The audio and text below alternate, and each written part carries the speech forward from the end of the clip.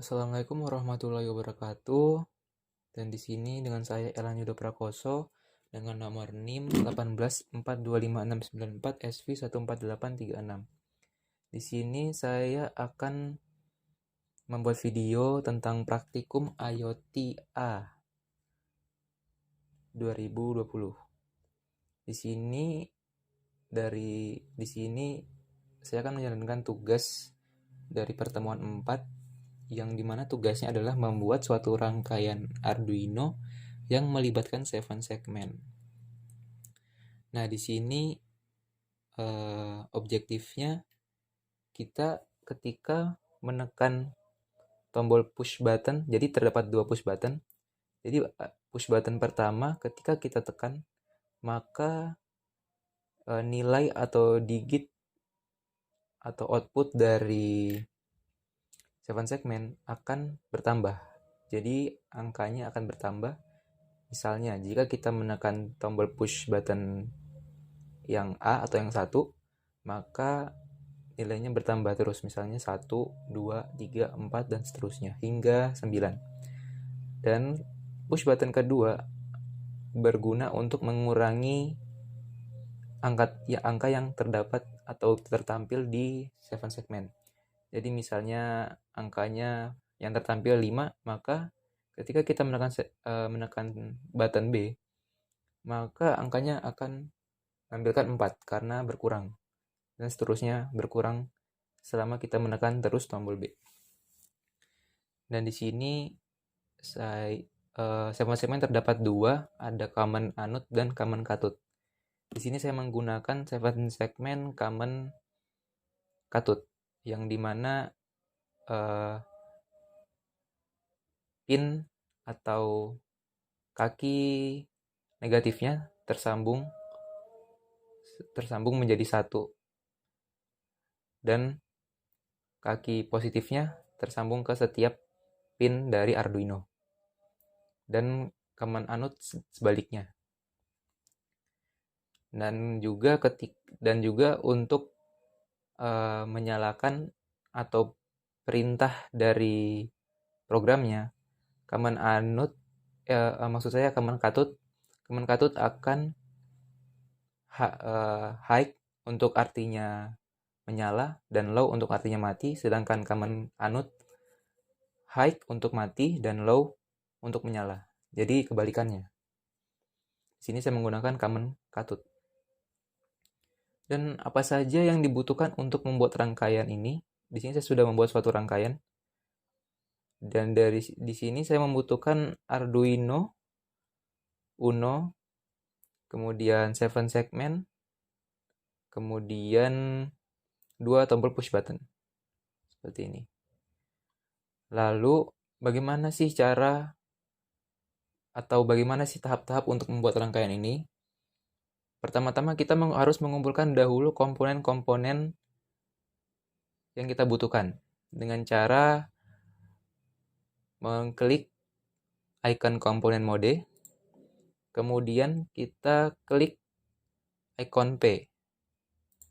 Nah, di sini akan menampilkan library di mana komponen-komponen tersimpan. Misalnya jika kita ingin mencari Arduino, kita ketikkan saja Arduino. Nah, lalu akan tertampil di sini Arduino yang kita butuhkan dan kita klik OK. Kita klik OK, seperti itu. Dan berlaku juga untuk komponen-komponen lainnya. Lalu ketika sudah kita mengumpulkan komponen-komponen yang kita butuhkan, maaf saya hapus dahulu yang saya tidak butuhkan.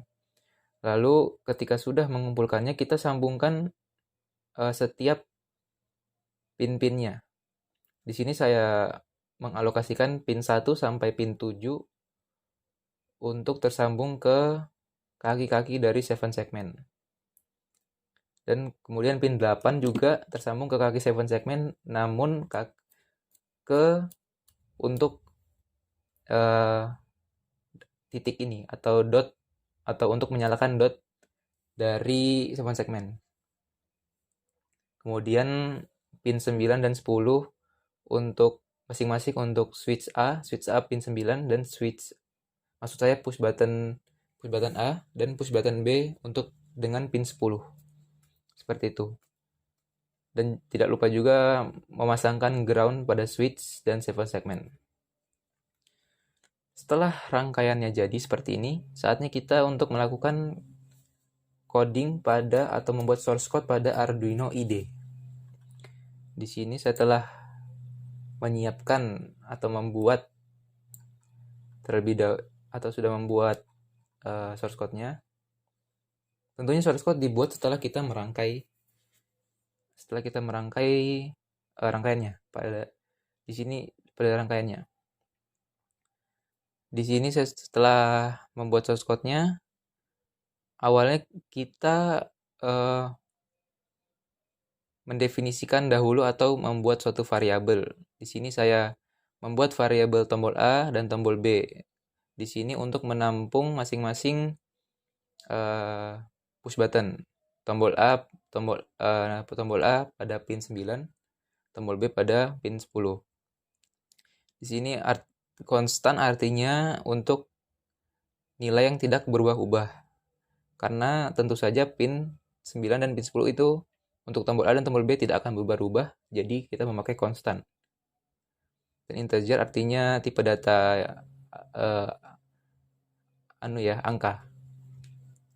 Kemudian di sini juga saya membuat variabel untuk setiap pin yang nantinya terhubung ke 7 segment. Di sini saya telah membuat atau saya telah menghubungkan pin 1 sampai 8 yang terhubung ke 7 segment. Namun karena jika kita menulis satu persatu itu akan maka panjang, maka di sini saya membuat sebuah array yang akan menampung semuanya. Di sini tentu saja kita kan membuat ada 8 ya, ada 8. Kita membutuhkan 8 pin, jadi di sini kita membuat array dengan isinya 8, masing-masing berhubung ke 1, 2, 3, 4, 5, 6, 7, 8, ada 8. Yang masing-masing namanya pinlet. Kemudian di sini nilai A, nilai B, tipe datanya integer atau angka, kemudian J0, dan nantinya nilai A, nilai B, dan J ini masuk ke dalam variabel dalam proses program nantinya. Nanti kita lihat lebih jelaskan lagi. Mohon maaf ada kesalahan. Kemudian kita masuk ke void setup. Void setup ini berisi kita menentukan setiap pin fungsi-fungsi dari setiap pin atau input outputnya.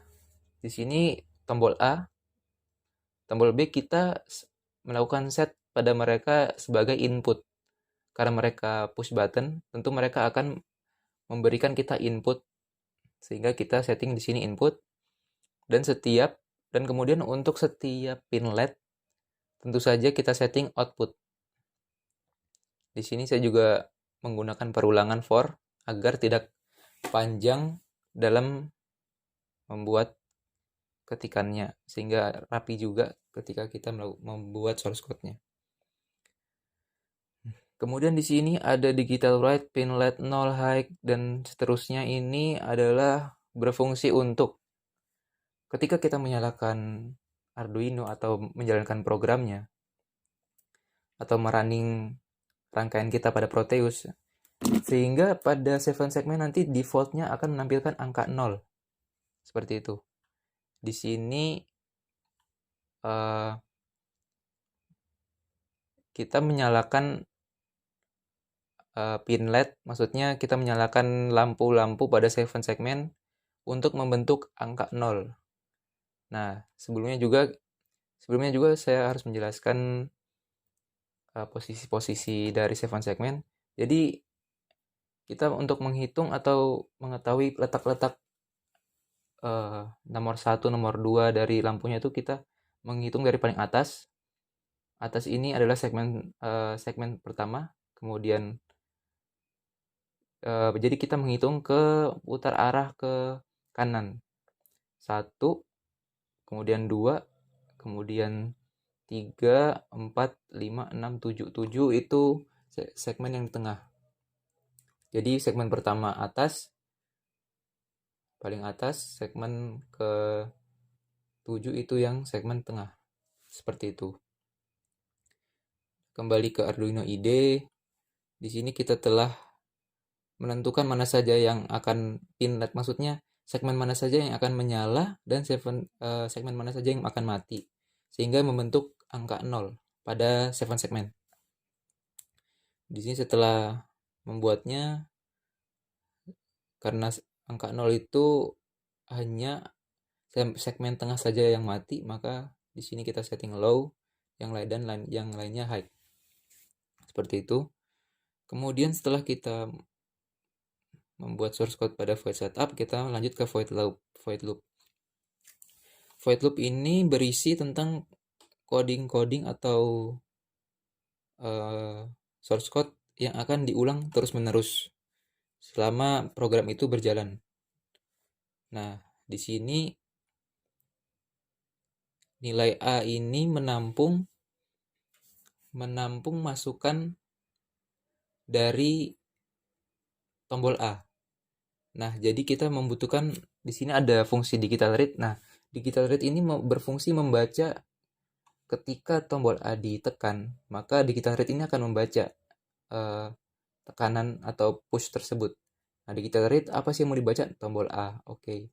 Tombol A yang dibaca, kemudian hasilnya disimpan ke dalam variabel nilai A. Setelah itu masuk ke kondisi if. Nah, kondisi if ini, nah, ketika nilai A-nya sama dengan high, nah, artinya ketika tombol push button ditekan, nah, maka J++, yang artinya variabel J yang kita telah variabel J ini nilainya sama dengan 0 yang kita telah definisikan di awal. Nah, J ini akan bertambah nilainya. Nah, ketika kita menekan, maka J akan bertambah nilainya 1. Kemudian kita tekan lagi, J akan bertambah lagi 1, 2, gitu. Dan seterusnya. Dan delay di sini berfungsi untuk waktu yang dibutuhkan untuk menjalankan suatu program. Ibaratnya seperti itu. Atau transisinya. Transisinya kita di sini memilih 300 atau 0,3 second.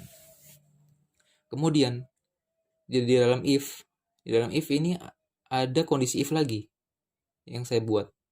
Jadi kondisi if ini berisi perintah atau statement J. Jika J lebih besar dari 10, maka J sama dengan 1. Apa sih maksudnya itu? Nah, jadi ketika kita menekan tombol push button itu lebih dari 10 kali. Maksudnya, iya seperti itu. Maksudnya jika tekanan kita itu melebihi dari 10 kali, maka nilai J akan kembali sama dengan 1. Hal ini agar nantinya ketika kita sudah mencapai pada 7 segmen ya. Ketika 7 segmen menampilkan angka 9, maka kita jika menekan tombol A, maka 7 segmen akan menampilkan kembali angka 0. Jadi kembali ke awal. Seperti itu. Nah, kemudian kita lanjut ke berikutnya, nilai B sama dengan digital read dalam kurung tombol B. Nah, di sini seperti di awal, nilai B ini menyimpan, dia itu sebagai variabel yang menyimpan nilai dari digital read. Maksudnya membaca nilai dari yang dibaca oleh digital read. Maksudnya saya, maaf. Jadi nilai B ini membaca atau maksud saya menyimpan ya. Menyimpan digital aksi yang dilakukan oleh tombol B. Jadi ketika tombol B ditekan, maka kemudian dibaca digital read, kemudian disimpan ke dalam variabel nilai B. Seperti itu, seperti penjelasan di awal. Pada nilai A juga sama seperti ini. Kemudian jika nilai B menyala, maka J min atau apa sih artinya J min? Ya, jadi ketika tombol B ditekan, maka nilai pada 7 segmen itu akan berkurang seperti itu. Kemudian delaynya juga 300 kita pilih. Kita samakan saja dengan di atas. Kemudian di dalam kondisi if ini ada if lagi. Jika J lebih kurang dari 1 atau lebih kecil dari 1, maka J sama dengan 1. Nah, di sini itu berfungsi ketika kita kita sekarang dalam posisi misalnya nih, kita di 7 segmen nilainya 0. Nah, jadi ketika kita menekan tombol B, tentu nantinya di 7 segmen akan tetap menampilkan angka 0 seperti itu. Jadi jika dia menekan tombol B terus-menerus yang dimana seharusnya itu angka minus jadinya minus, maka dia akan kembali J sama dengan 1. Kemudian di sini saya membuat switch case. Nah, dan di setiap case ini berisi tampilan angka-angka yang ditampilkan pada 7 segmen. Misalnya case 1 ini nantinya akan menampilkan angka 0. Nah, ini digital write-nya. Nah, digital write ini nanti ketika dijalankan pada 7 segmen akan menampilkan angka 0. Ya, seperti saya sudah jelaskan di awal pada void setup. Nah, seperti itu saya membuatnya hingga case ke-10. Nah, kemudian di sini jadi nilai dari J itu nanti sama dengan nilai setiap case. Jadi misalnya nilai dari J, misalnya dari J masuk ke switch. Switch kan membutuhkan juga nilai J. Nah, nanti nilai J itu sama dengan nilai pada setiap case. Misalnya nilai J-nya adalah 2, maka nanti masuk ke case 2. Seperti itu. Misalnya nilai J-nya 5, maka masuk ke case 5. Case 5 itu menampilkan angka 4. Seperti itu. Dan seterusnya.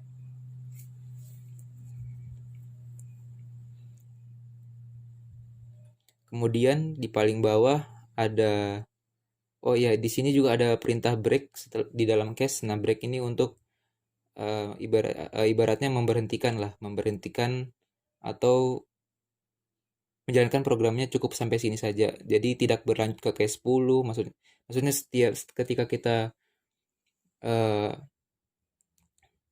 menjalankan suatu case, maka case itu akan berhenti di situ saja, tidak akan melanjut ke case-case lainnya. Nah, jadi dia akan menjalankan hanya perintah pada case tersebut, tidak akan menjalankan perintah atau lanjut ke case lainnya. Jadi kita membutuhkan break. Nah, di sini ada default, yang artinya default ini